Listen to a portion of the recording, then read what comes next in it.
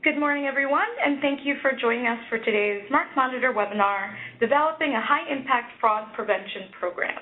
With that, I'd like to go ahead and introduce our speakers for today's presentation. We are joined by Jack Johnson and Stefanie Ellis. Jack is manager of the MarkMonitor Security Operations Center and has over 20 years of experience in the enterprise systems, engineering, and security space. He served 8 years in the U.S. Navy as a cryptologist before making the transition to the civilian world, where he joined Verizon Business Hosting, or Digex. In his role as a senior systems engineer, he was responsible for administration and management of their global security information and event management system. He joined MarkMonitor in 2004 to help develop an online cybercrime detection and mitigation solution in the newly established Anti-Fraud Security Operations Center. Jack is a recognized subject matter expert in cybersecurity and enterprise-level system administration and security best practices. He is currently working on multiple projects developing new and improved phishing and malware detection, analysis, and mitigation systems. Stefanie is Anti-Fraud Product Marketing Manager for the MarkMonitor Anti-Fraud Solutions. With over 10 years of experience in anti-fraud, brand protection, and vendor relations, she has worked with a wide range of industries from financial to retail, manufacturing to social media. Stefanie has managed a team of client service managers and analysts supporting both the anti-fraud and brand protection services in her tenure with MarkMonitor, and she has a deep knowledge of phishing fraud, gray area brand fraud, brand abuse, and the MarkMonitor customer user experience. So with that, I'll go ahead and turn things over to Stefanie to get us started. Great. Thank you, Gina. Hi, everybody. Thank you so much for joining today. So first, I'm just going to walk you through what we're going to be discussing. We'll focus quite a bit on the current cybercrime landscape, the expanded use of social engineering tactics to expand industry targets for phishing, the increasing prevalence of business email compromise scams over the last couple of years, and then where we see malware growing. Then we'll take you through some of the action steps that we see as critical to protecting your organization, both internally and externally, from these types of attacks. So with that, I'm going to go ahead and jump into the landscape. Currently, the biggest external threats that we see for businesses, employees, and consumers are from phishing attacks, business email compromise scams, and malware. Each is enjoying growth in the new sectors, from phishing shifting to a heavier focus on cloud-based organizations, online retailers, and software providers, to BEC scams, which weren't even around 2 years ago, and then to the growth in malware being largely attributed to ransomware in recent months. So one thing all three areas have in common is really the use of social engineering. Social engineering is to psychologically or emotionally manipulate consumers into clicking a link, opening an attachment, or responding to an email where they normally may have been more skeptical or more security conscious. The manipulation in social engineering has the ability to almost, I would say, suspend common sense in consumers or employees by creating a false sense of urgency or concern, which shifts the focus away from assessing the validity of the request to inspiring a quick link, quick click, or a quick response. So with the combination of the advanced social engineering with the new industries that we're seeing being targeted, there's a whole new segment of the population that is receiving these types of attacks. Healthcare, including hospitals and medical clinics, are being cyber attacked. Manufacturers are experiencing email and invoice scams, and financial institutions are no longer the #1 targeted phishing industry. If you look at the numbers along the bottom of the slide, you can see in 2015, retail shifted up to be more heavily targeted than financial. 1 in 690 emails are phishing emails that are targeting retail, with only 1 in 2,200 emails that are targeting financial. And then the middle part here is on BEC scams, and you can see that there's been a 55% increase over 2015, with 43% targeting small to medium-sized businesses. And then in regards to malware, we experienced a 36% increase in unique malware attacks for a total of 430 million. essentially what I'm trying to say is there's no shortage of threats here. So we're going to dive a little bit deeper on each of these as we go through the presentation today. So first up, we're going to look a little bit more into phishing. I realize for a lot of you this is reviewing the basics, but let's just look at the basic overview of phishing. I mean, phishing really is the great-grandpa of all social engineering scams, meant to gain your credentials for account login and takeover, for financial credentials, for your email credentials, or for essentially any online account with any financial or data that is valued by impersonating a trusted brand. Phishing has been around for 15-plus years now, but it's become increasingly sophisticated and targeted. As the phishing business has grown, the phishers have also started to recognize the value of other industries. Besides the heavily targeted financial institutions, they're seeing that there's a value in other industries with the data they can gain. So if we look at where the industry is going, in 2005, we experienced a significant shift in targets. As you can see from the pie chart, though financial was still the largest piece, just look at how much ISP communications and hosting companies has grown, and retail, which ends up largely being retail software and cloud-based organizations, is still growing with each passing quarter. Additionally, if we track back to January 2014 to January of this year, there's already been a steady increase in non-FIs or financial institutions being targeted for phishing. We're continuing to closely watch this trend to see where the landscape goes. But if we look a little bit closer at cloud service providers, I really want to highlight the threat vectors that are being targeted for these scams. The bad guys realize that cloud service providers are heavily used as authentication mechanisms as well as for file sharing purposes. This makes it very easy for the victims to become susceptible to delivery of malware as well. Cloud file sharing has become really just so commonplace that people trust that communication mechanism. So if we look at the next example, this is a typical phishing scam, except for the target. As technology advances, we live in a digital world, so we have to move large files a lot, like HD photos and videos that we all take on our phones, and using cloud-based sharing is ideal for this. Your friends and family and coworkers and employees are getting these types of file sharing links constantly. It's really become part of the norm. And this new norm opens the door to new attack distributions methods like this file sharing link. So in terms of phishing, just to wrap up that session, I think it's really important to recognize that we're seeing a shift in industries. We're seeing volumes, financial is still getting hit on a very regular basis, but we're seeing a large volume shift to other pieces of the pie in terms of cloud sharing companies, retail companies. Most of them are online-based companies. So with that on phishing, we're going to jump into BEC scams. BEC scams are really interesting. They've only really been hitting us the last couple of years. So BEC stands for Business Email Compromise. They've absolutely skyrocketed. Essentially, they're any sort of email scam, that's impersonating a trusted brand and or a person to get an email response. Social engineering is heavily used, as is other types of impersonation techniques like lookalike domain names. The appearance of coming from a mobile device, which of course helps to mask differences in tone if it's coming from an email that you would normally recognize the tone of, say, a trusted colleague. And again, a false sense of urgency to react, especially if the email has the appearance of coming from your CEO. BEC scams, I feel, are confusing the phishing landscape a little bit. Sometimes they are called spear phishing attempts. However, there usually isn't a phishing website associated with it as there is with traditional phishing. The communication is an email interaction rather than clicking on a phishing link. BEC scams are targeted in that they are generally only going to one email address, to one employee.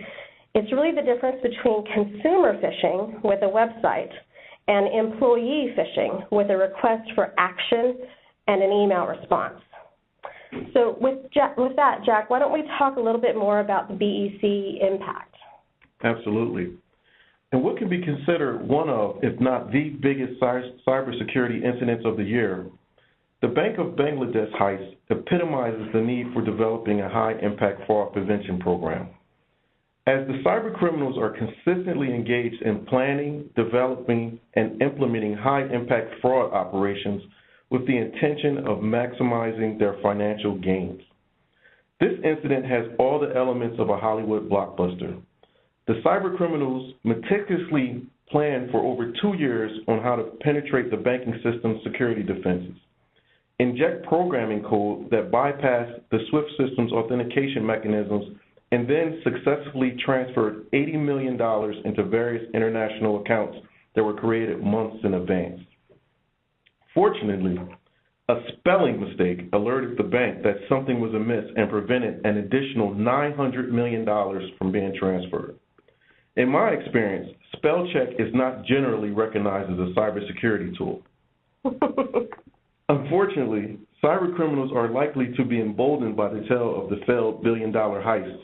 And with the bar now raised so high, we all have to plan and prepare to defend our interests as an era of bigger and more devastating cyber attacks unfolds.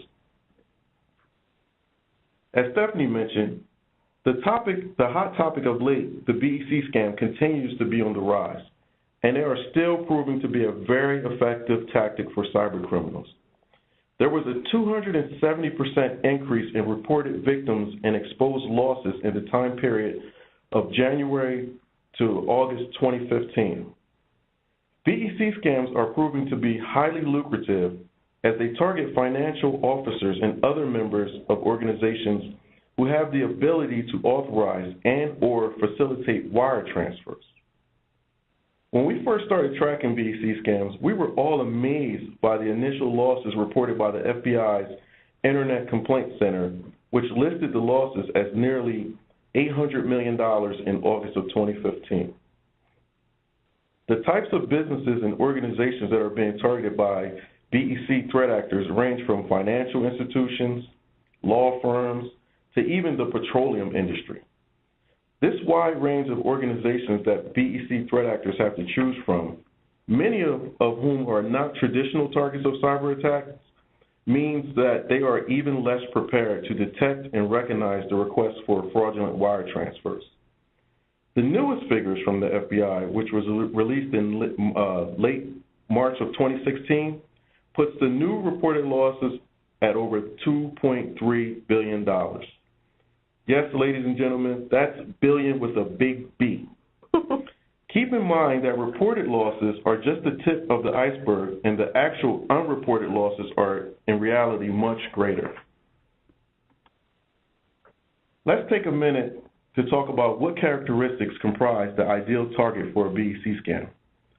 Well, the reality is that if you or anyone in your organization matches any of the items on the list being presented, then you are a candidate for a BEC scam. The truly ideal candidate for BEC scams are the uninformed and, most critically, the unprepared. Threat actors are counting on their intended victims to operate in the bliss of ignorance or the suspension of disbelief that they can and will be targeted and victimized by cybercriminals. This is a reality that consistently threatens everyone who conducts commerce and financial transactions. We are all in this together, and I am encouraged that the large audience in attendance who are actively investing their time to become more aware and empowered to put together a fraud prevention program. If you have ever had the opportunity to go fishing, one of the most critical components to making that first catch, or even better, a big catch, is to identify your target and choose the right bait. These are just a few examples of the many types of baits available to fishermen today. Whether the target is a king salmon, yellowfin tuna, or a bigmouth bass, the experienced fisherman will know to select their tackle and bait to suit their target based on their known habits. Similarly, the cyber fisher will study their target, identify their habits, and choose their tackle and bait to maximize their chances of getting that big catch. In this cyber fishing expedition, their tackle or delivery method can be a website, text message, or an email that will contain a variety of baits.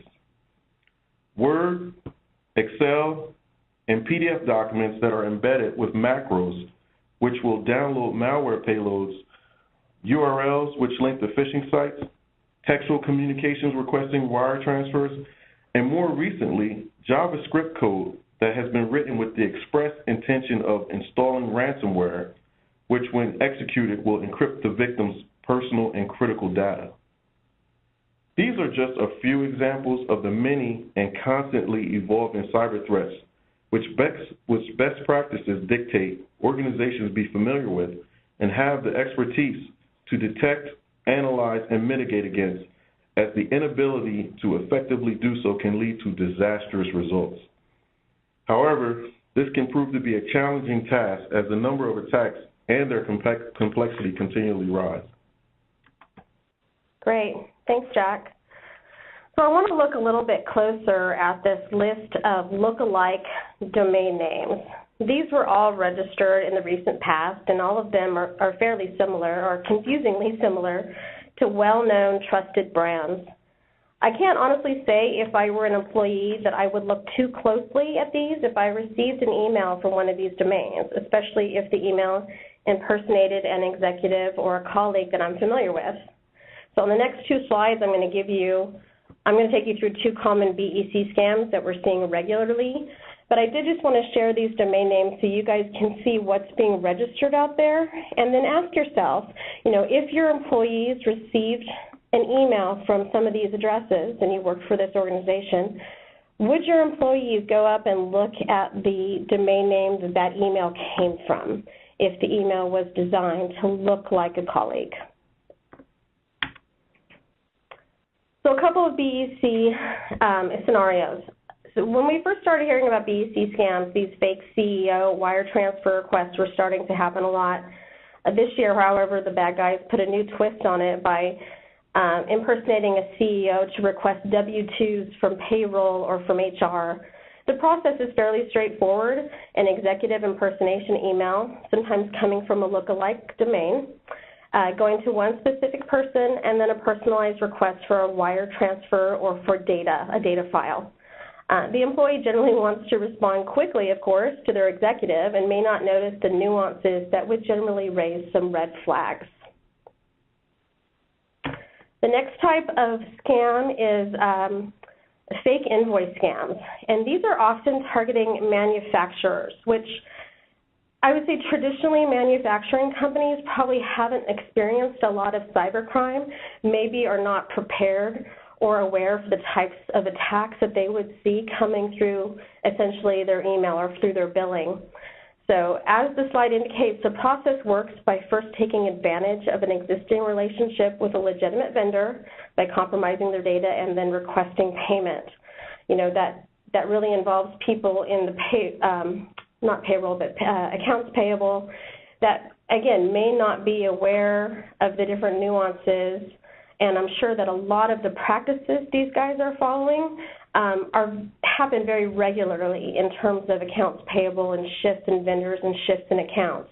So it's not necessarily always going to raise a red flag, and that's why awareness and employee education on this is really very important. Jack, why don't you take us a little bit deeper? Absolutely. The first step in avoiding a trap is to know of its existence. This statement directly applies to developing a fraud prevention program, as it is absolutely essential to identify the type of threats an organization is facing, as well as their volume of attacks. These facts can be challenging to obtain, as today's cybercriminals are becoming more adept at developing an ever-evolving bag of tricks to evade detection, and are also using a host of obfuscation techniques that makes it extremely difficult to identify the facts surrounding their cyber attacks. Geographic IP address blocking and browser language detection are two very easily deployed techniques that are very effective in evading detection. For example, a cybercriminal will usually create a series of phishing sites that are targeting a specific geographic region where his targeted audience resides. For this scenario, we'll specify a French-speaking country in the Caribbean. The cybercriminal then creates a list of allowed IP address ranges that they know are used by internet service providers in that region, and also specifies that the web browser of any visitor to their phishing sites must be set to French language. A cyber investigator attempting to visit the site for analysis will most likely not be using an IP address included in the allowed list of commercial residential ISPs, and may not have their browser language set to French. And if either of these conditions are true, they will receive an error 404 page not found message. However, the site in reality will be active and actively collecting credentials. This is becoming a very common practice in phishing attacks, and it adds an additional level of complexity to the problem. This code snippet is an example of an advanced evasion and obfuscation technology that I spoke about in the previous slide. The code snippet, which is written in the PHP scripting language, is part of a phishing package that is complete with a host of detection countermeasures. For example, the script automatically detects and blocks IP addresses that are known to be utilized by cybersecurity organizations. It monitors the web browser's user agents of visitors, verifies that the site is not listed in any safe browsing API database, and blocks access from any network addresses that belong to the onion router or Tor, which are usually used by security researchers and not general citizens. The script also will automatically change the location of the phishing site if it detects that the site is offline or listed in Google's Safe Browsing API. Finally, the script will update the cybercriminal when it detects that the number of acting phishing sites are running low under a set threshold that the cybercriminal has set. Another aspect that must be considered when developing an effective fraud prevention program is the insider threat. Users are constantly targets of cybercriminals, and they are often unknowingly the conduits by which the cybercriminal will use to insert malicious content, malware, and gain access to sensitive data. With the emergence of ransomware, which we will cover shortly, it is becoming ever more critical to ensure that your legitimate users are aware of the cyber threats that are ever present and are empowered to make intelligent decisions in regards to their online habits. All right. Thank you, Jack. I love Office Space. Me too. So let's dive a little bit deeper on where we're seeing some threats in sort of non-traditional areas. So HR or payroll have become a more desirable target. They often get emails with .pdf attachments, generally, resumes or CVs, and that's the transmission method they're used to using.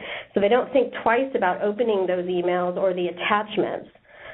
Social media is really lending a hand as well, especially on those professional networking sites where, of course, if you can connect with just a few people in one company, then that extends your chance of connecting with an executive or other vulnerable connection.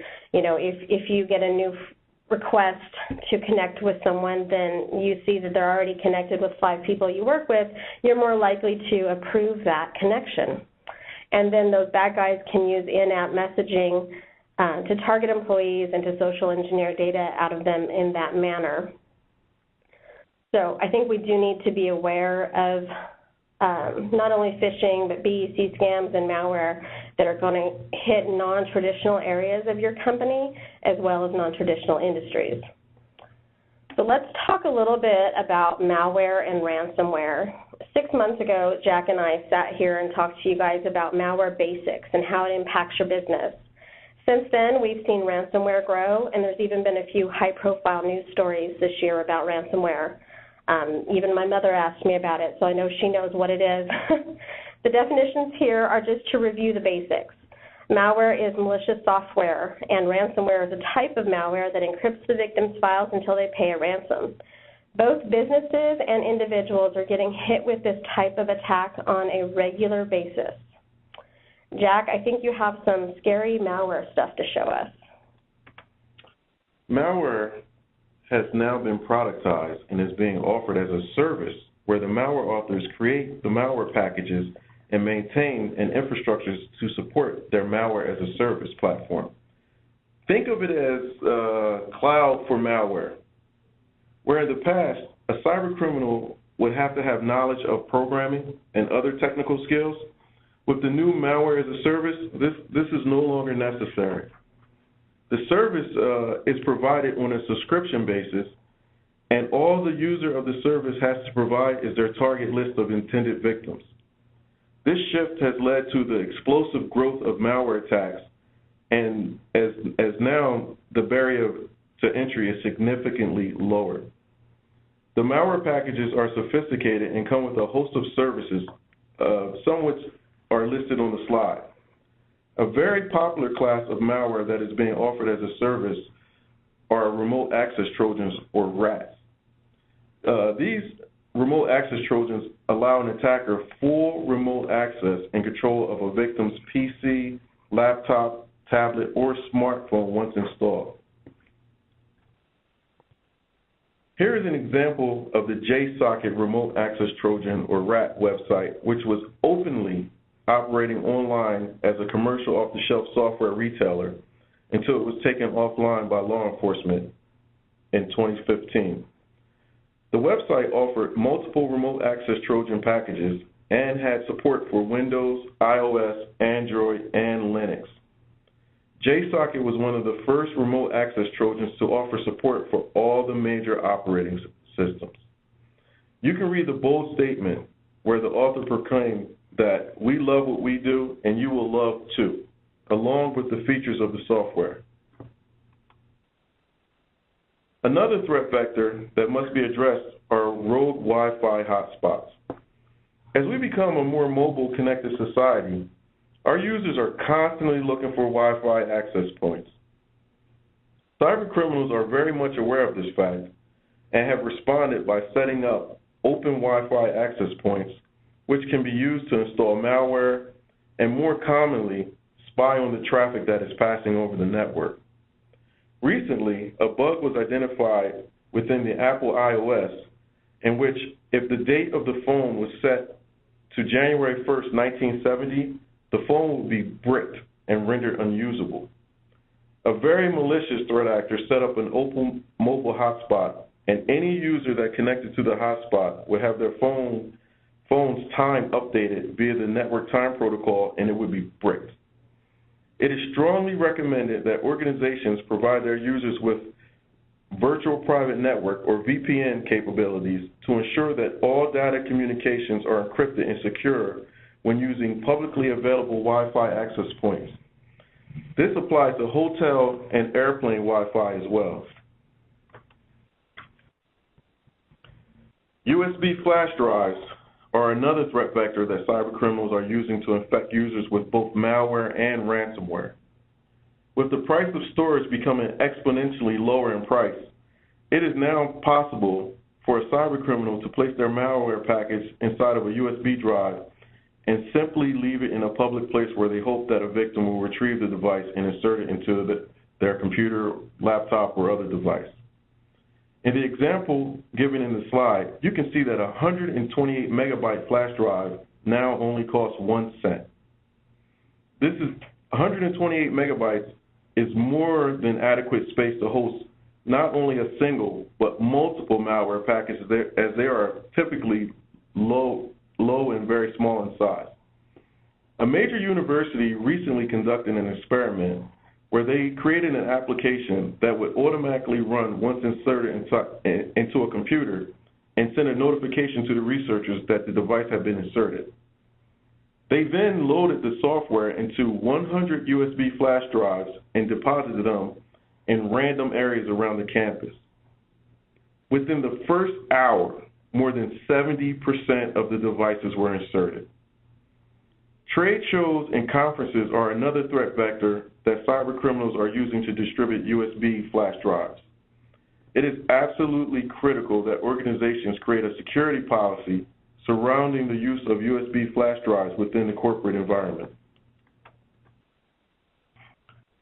Ransomware, which has exploded onto the scene, has also been productized as a service with a subscription model, where cybercriminals who subscribe to the service are provided with both access to the ransomware payload package and the underlying criminal cloud infrastructure.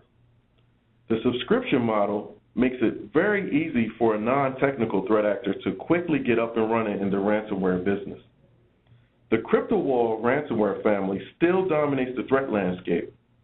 However, the Locky family of ransomware is quickly gaining ground due to the introduction of a profit-sharing model.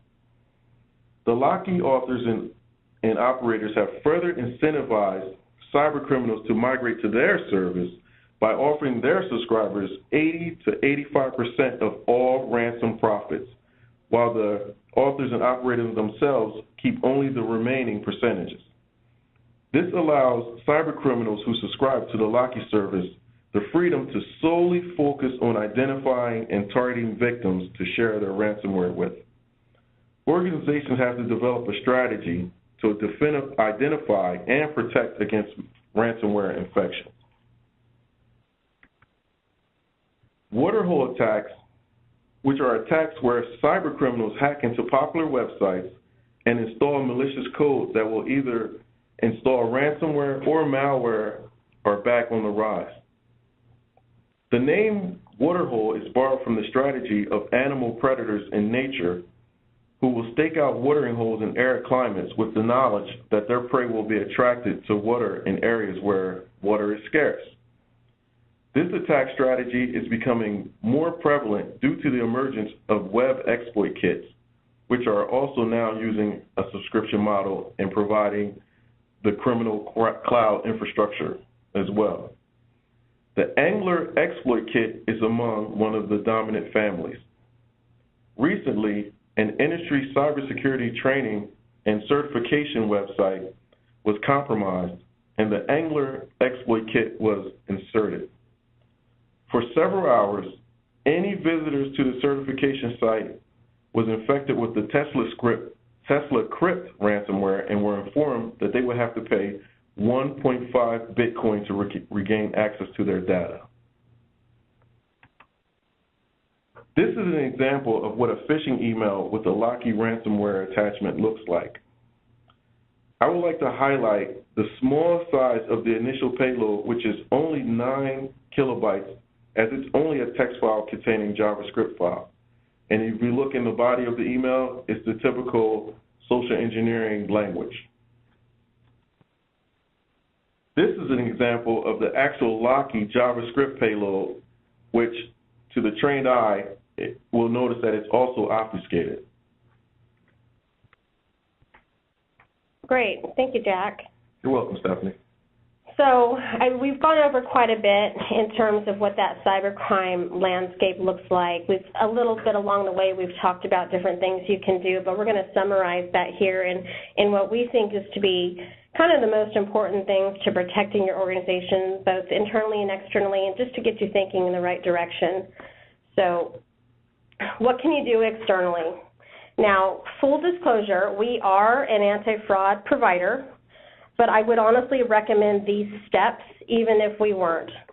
Most companies know their internal systems inside and out, but an external provider can provide the layer of internet communication, mitigation expertise, and partnerships, crucially partnerships that are harder for individual organizations to establish. So things that are so important is monitoring for lookalike domain registrations. As you saw in the slide I posted earlier with just that list of domain names, you can see it's happening quite a lot. So if you're seeing those domains being registered, you can be forewarned of possibly a pending attack.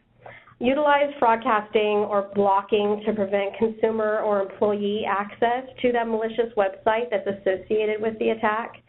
And then just to make sure that you're closing that loop, disable those fraud email addresses or the phishing or malicious websites as quickly as possible. You want to make sure that nobody's accessing that.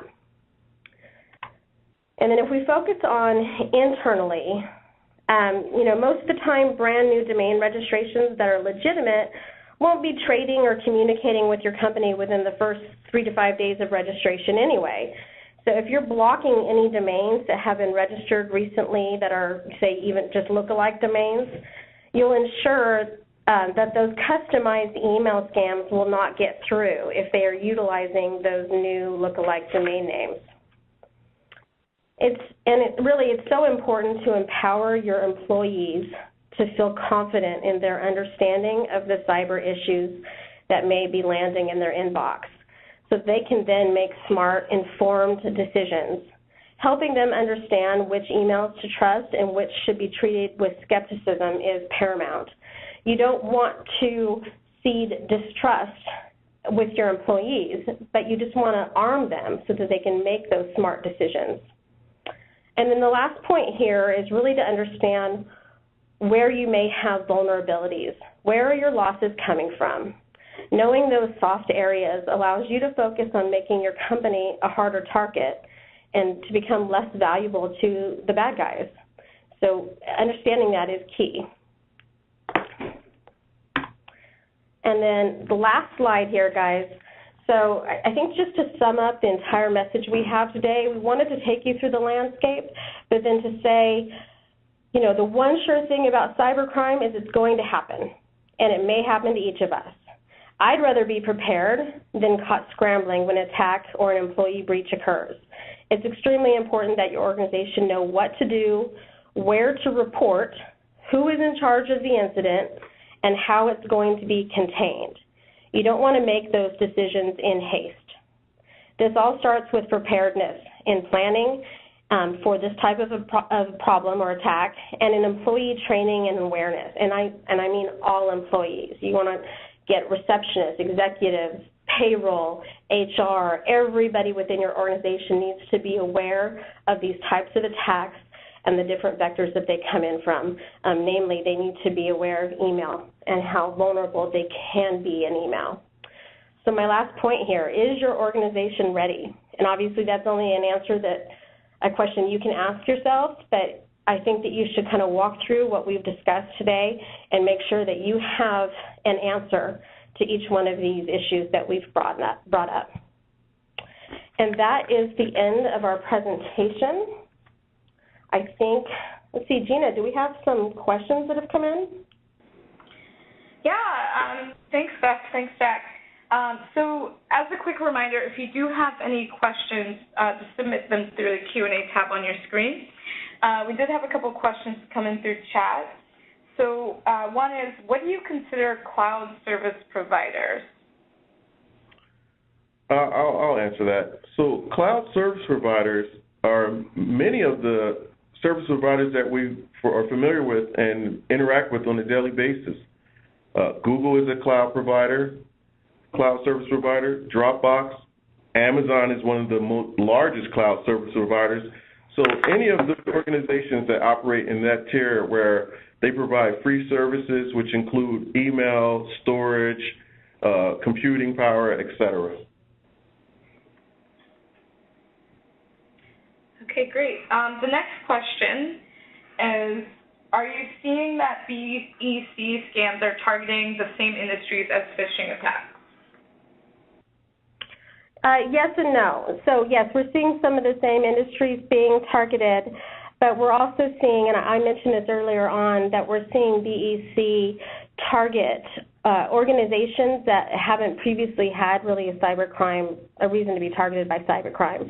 So like manufacturers, hard goods, which hard goods may traditionally have more of a counterfeit problem, and they haven't dealt with necessarily this type of email-based cybercrime before.